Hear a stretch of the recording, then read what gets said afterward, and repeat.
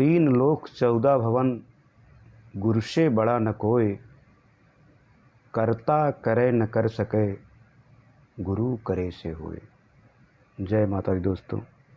योगी ज्योति सागर से मैं योगी अखिलेश आप लोगों के सामने उपस्थित हुआ हूँ नक्षत्रों की चर्चा में। आज हम विशाखा नक्षत्र की चर्चा करेंगे, जिसके स्वामी बृहस्पति देव हैं और तुला राशि है। तो गुरु कुंडली में अगर शुभ स्थिति में हो तो जातक के सभी अवगुणों को छुपा लेते हैं और उसे सही मार्ग पर ज़रूर ही लाते हैं। तो दोस्तों, कुंडली में और जीवन में हर जगह गुरु का महत्व बहुत अधिक है। गुरु से हमें ज्ञान की प्राप्ति होती है, हमें सच्चे मार्ग की तलाश जो रहती है, गुरु के ज्ञान से ही हमको उसकी अनुभूति होती है। हम उसे जीवन में उतारते हैं और उनके पथ पर चलते हैं। व्यक्ति कितना भी पापी अधर्मी क्यों न हो, उसका मन कितना भी कठोर और वो कितना भी अहंकारी क्यों न हो, गुरु के सानिध्य में आकर एक बार वो भी धर्म के मार्ग पर चलने के लिए विवश हो जाता है। हमारे इतिहास में तमाम ऐसी घटनाएं हुई हैं जो एक से एक पापी और अहंकारियों को गुरु ने मार्ग दिखाया और उनको सद्बुद्धि दी और वे जीवन में धर्म के मार्ग पर चले। तो गुरु का बहुत ही महत्व है। कुंडली में अगर 100 अवगुण भी हों तो गुरु अपनी शुभ स्थिति में अगर हैं तो 100 अवगुणों को भी जातक जातिका के छुपा लेते हैं। तो आज हम उन्हीं गुरु की चर्चा करने जा रहे हैं। बहुत ही अच्छा नक्षत्र माना जाता है विशाखा नक्षत्र। तो इसके स्वामी बृहस्पति देव हैं। बृहस्पति देव को ग्रहों में गुरु का दर्जा प्राप्त है और दूसरों को रास्ता बताना, शरद मार्ग पर लाना, ये बृहस्पति देव की मूल प्रवृत्ति है। धन, संतान, स्त्रियों में पति के कारक हैं बृहस्पति देव और शिक्षा, दर्शन शास्त्र, शास्त्रों के ज्ञाता दीक्षा देना, न्यायाधीश, कानून प्रिय, दार्शनिक भी होते हैं इससे रिलेटेड जातक और जातिका, और ये अच्छे एडवाइज़र, सलाहकार भी होते हैं जो समाज को एक नई दिशा देते हैं। इनमें आत्मविश्वास कूट कूट कर भरा होता है। जो बृहस्पति देव से रिलेटेड जातक जातिका होते हैं, इनका बहुत सा समय लोगों को सलाह मशविरा देने में चला जाता है, पर ये अपना सच्चा मार्ग नहीं छोड़ते और ये जीवन में धर्म और ईमानदारी के मार्ग पर चलते हुए आगे बढ़ते जाते हैं।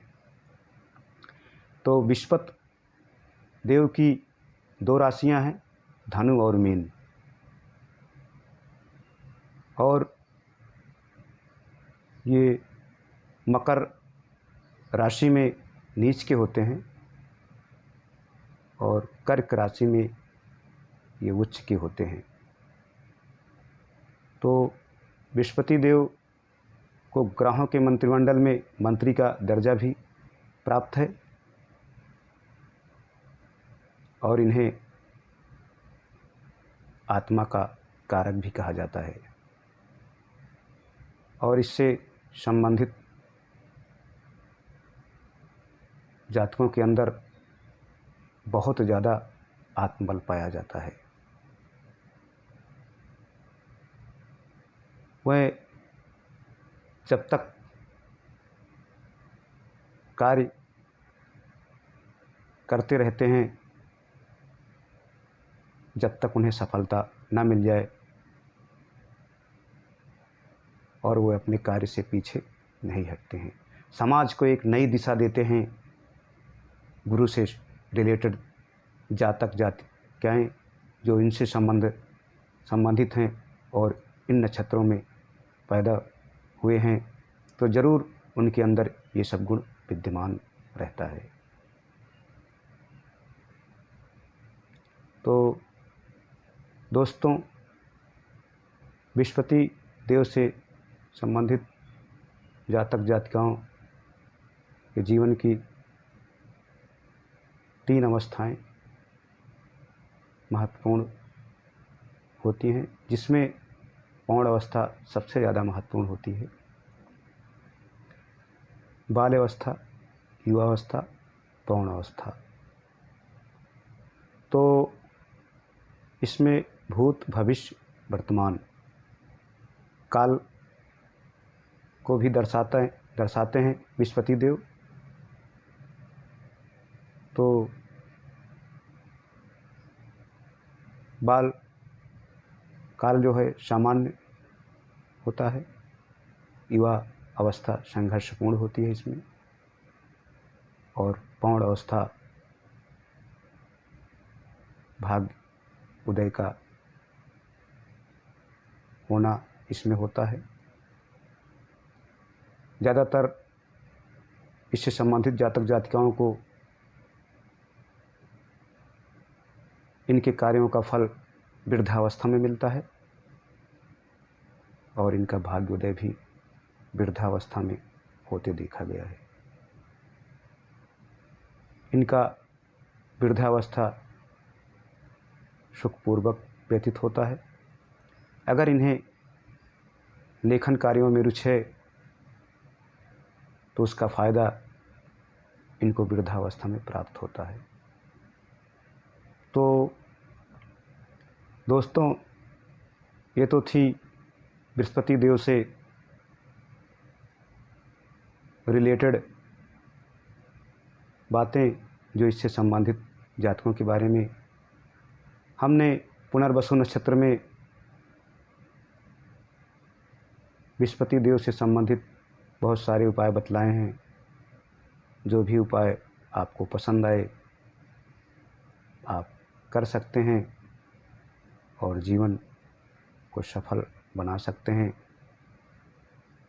और बृहस्पति देव की आपको शुभता भी जल्दी ही प्राप्त होने लगेगी। तो दोस्तों,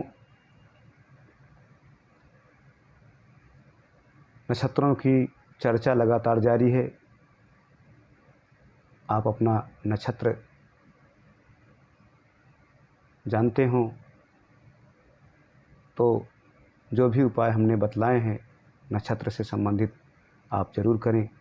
इसका जीवन में लाभ आपको ज़रूर प्राप्त होगा, ये मेरा विश्वास है। तो आज हम विशाखा नक्षत्र की चर्चा करने जा रहे हैं। विशाखा नक्षत्र गुरुदेव का बहुत ही अच्छा नक्षत्र माना जाता है। बृहस्पति देव इसके स्वामी हैं और शुक्र राशि है। जिसका भी जन्म राशि नाम अक्षर ती, ता, तू, तो हो तो विशाखा नक्षत्र और तुला राशि, तो बृहस्पति देव के इस नक्षत्र में उत्पन्न हुआ बालक आकर्षक, प्रभावशाली, महत्वाकांक्षी, स्वतंत्र विचारों वाला, न्यायप्रिय होता है। बोलने में ये बेहद चतुर होता है। कुछ ईर्ष्यालु एवं अहंकार युक्त भी ये होता है। प्राकृतिक स्वभाव, ईश्वर में आस्थावान, विदेशों में भ्रमणकारी, उच्च रूप से शिक्षित, मध्यस्थ, व्यापार आदि में रुचि रखने वाला ये होता है। अच्छा वक्ता, मनोरंजन का शौकीन, धन लाभ, मध्यम, चरित्र की दृष्टि से मिश्रित गुणों वाला ये होता है। ज्योतिष आदि विषयों में रुचि रखने वाला भी ये होता है तथा जीवन में उत्तरार्ध भाग में विशेष भाग्योदय वाला ये होता है। तो दोस्तों, इससे संबंधित जातक का भाग्योदय ज़्यादातर वृद्धावस्था में, पौण अवस्था में होता है। इनका युवावस्था बहुत ही संघर्षों में व्यतीत होता है और उसका फल इनको वृद्धावस्था में प्राप्त होता है। अगर ये शिक्षा के कार्यों में संलग्न हैं तो इन्हें वृद्धावस्था में विशेष फ़ायदा होता है और इनकी भाग्योन्नति भी वृद्धावस्था में विशेष तौर पर देखी गई है। तो इसमें बृहस्पति देव की पूजा अर्चना की जाती है और विष्णु भगवान लक्ष्मी की भी पूजा इससे संबंधित जातक कर सकते हैं।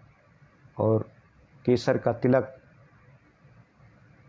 और बृहस्पति देव की पूजा उपासना करें तो बृहस्पति देव की शुभता बहुत जल्दी प्राप्त होने लगती है। और केसर का तिलक या केसर को कागज़ की पुड़िया, पीले कागज़ की पुड़िये में लपेटकर अपनी पर्स या जेब में रखते हैं तो इससे भी बृहस्पति की शुभता जल्दी प्राप्त होती है। तो दोस्तों, हमने बहुत सारे उपाय पुनर्वसु नक्षत्र में बतलाए हैं। आप वीडियो देखकर सुनकर उपाय कर सकते हैं और जीवन में जल्दी ही बृहस्पति देव की शुभता प्राप्त होने लगेगी, ये मेरा विश्वास है। तो आप को ये वीडियो अच्छी लगी हो तो लाइक शेयर ज़रूर करें और भी भाई बहनों तक वीडियो पहुंचाएं जिससे उन्हें भी नक्षत्रों की जानकारी हो और वह उससे संबंधित उपाय करके लाभ प्राप्त कर सकें। तो दोस्तों, वीडियो को लाइक शेयर ज़रूर करें, जो कि हमारा लक्ष्य है कि हर भाई बहन के पास वीडियो पहुँचे और वह उसका लाभ उठाएं। तो इसी के साथ आप इजाज़त दें। जय माता दी, जय हिंद।